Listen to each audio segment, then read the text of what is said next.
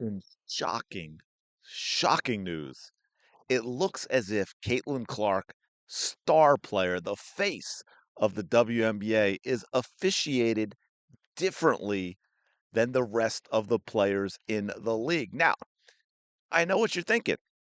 Well, yeah, stars are always officiated a little differently. They get a little more leeway. They get some calls that other players wouldn't get.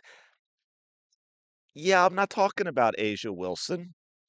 Uh, in fact, that's what makes it even crazier. It goes in the other direction. Now, of course, obviously, I know most of you watching this know that, and what gets most of the attention is the physical abuse, right? The Alyssa Thomas stuff, the Kennedy Carter stuff, the Marina Mabrey stuff, Brianna Stewart just recently with the hand to the face, the fingers to the eyes, with the official literally 3 feet away, staring right at it, no call at all. We've seen earlier this season at times where Caitlin Clark is constantly in foul trouble, a player who's never been in foul trouble or consistently in her career, all of a sudden can't play defense without committing a foul.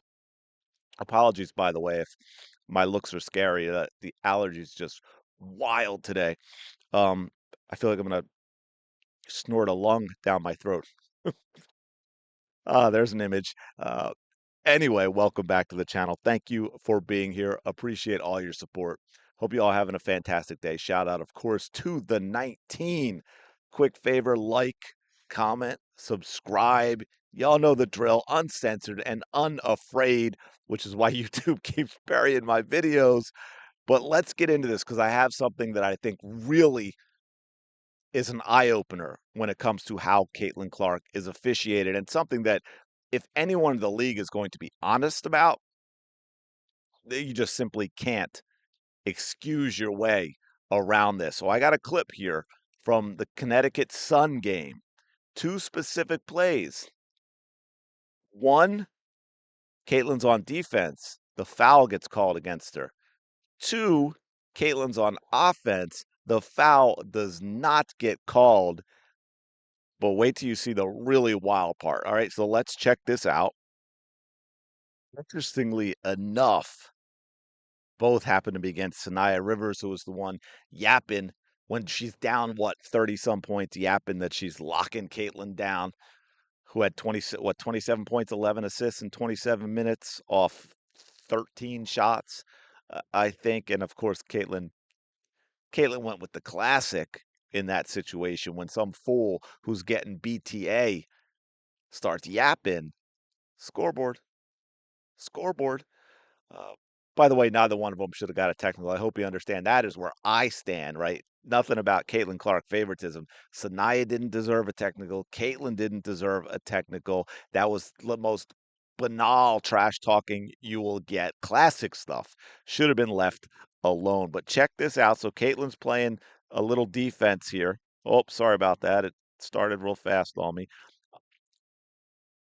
I'm gonna let it play through because it's short. It's back to back real quick, and then I want to slow it down, talk about it.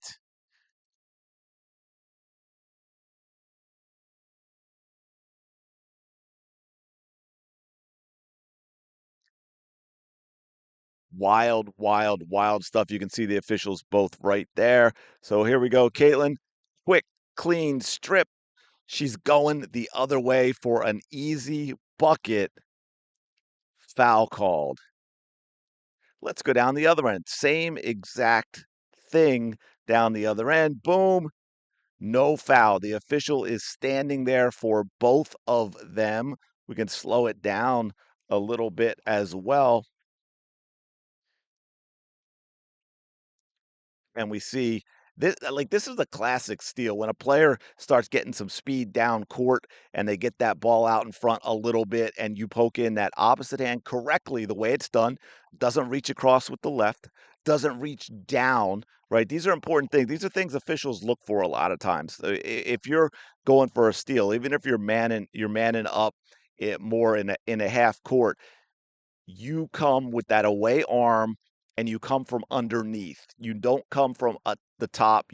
The top of your hand should not be seen or even if you don't commit a foul, a lot of times they're going to call a foul. If Caitlin were to come across with her left arm here to make the steal that way with the left to where she's coming out to her right, even if she gets it clean, that's a lot more likely that a foul is going to be called. But when you peek that right hand in this situation, that right hand in there real fast, come up, knock the ball clean. It is not a foul. She didn't impede her progress. She didn't keep her arm wrapped around her. This is a clean steal right here. Watch, you see right arm right there. You can even see it there, right? All ball on its way up. She just pokes through, then she gets her arm out. Boom, clean. She's gone the other way. This should be a layup for Caitlin Clark and the Indiana Fever. And there's douchebag number 43. Got a clean house, by the way. The WNBA's got a clean house top to bottom. Officials got to go. Cathy's got to go. A lot of these players have to go as well. And boom, calls the foul.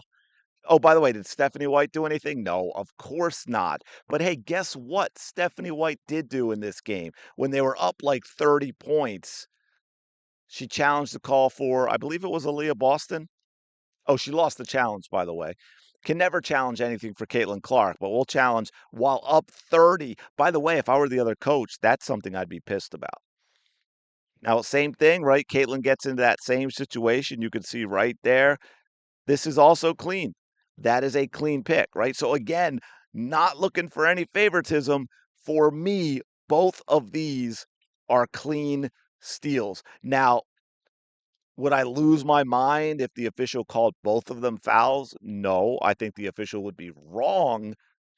But here's the thing, right or wrong, and this is one of the biggest things in officiating anywhere. But again, unfortunately, we see it so often with Caitlin Clark, and it always goes against her, is consistency. We demand, hey, at least be consistent. We need to know what a foul is going to be, and then you have to call it the same way against both teams. There's no possible way you can do that, and it is a foul and then you can boom come back with the same damn player on the opposite side, and then that is not a foul, which is why you see Caitlin looks at the official and throws her arm up. She gets up and gets upset, and rightfully so, because there's no possible way that this can be a foul one direction and not a foul the other. I'm even going to play it one more time.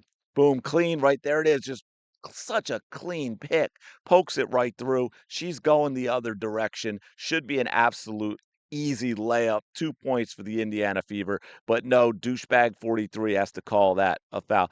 And here's where Caitlin made her mistake, by the way. Here is she already should be dropping those hips right here. Dropping those hips a little bit, protecting that ball. She didn't do it soon enough. Also, clean pick. And we should be going the other way. That is correct. Just another, I was gonna say another, and it is another, right? There's a long list of them, but it was so good to get this.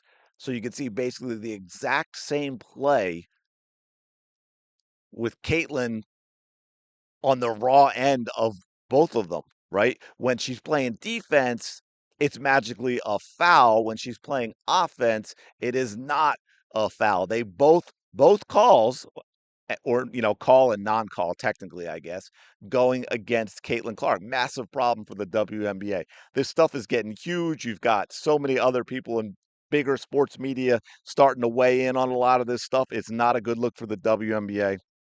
It's not going to help their growth. Let me know your thoughts in the comments below. Quick favor, like, comment, subscribe. I will talk to you all later.